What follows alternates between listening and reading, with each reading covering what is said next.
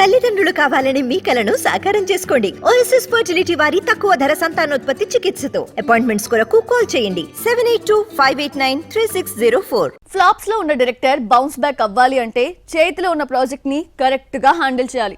కథ నుంచి క్యారెక్టర్స్ వరకు ప్రతి దాంట్లో వేరియేషన్ చూపించాలి. అవసరమైతే కీ రోల్స్ కోసం ఇతర హీరోస్ ని కూడా ఇంపోర్ట్ చేసుకోవాలి. అప్పుడే ప్రాజెక్ట్ పై భారీ బజ్ ఏర్పడుతుంది. ప్రెజెంట్ SK23కి ఇదే లాజిక్ ని అప్లై చేస్తున్నాడు మురుగదాస్.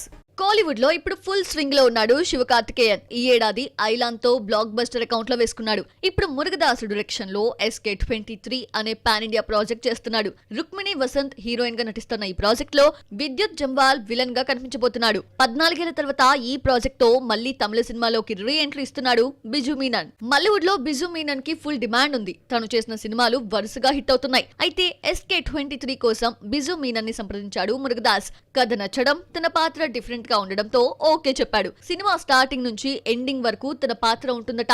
అందుకే 1 year డేట్స్ ఈ సినిమా కోసం కేటాయించినట్లు తెలుస్తోంది. మొత్తానికి 14 ఏళ్ల తర్వాత బిజు మీనన్ చేస్తున్న కోలీవుడ్ ప్రాజెక్ట్ ఇదే కావడం విశేషం. మరి భారీ అంచనాలతో తెరకెక్కుతున్న ఈ ప్రాజెక్ట్ పాన్ ఇండియా రేంజ్ లో ఎలాంటి మ్యాజిక్ క్రియేట్ చేస్తుందో చూడాలి.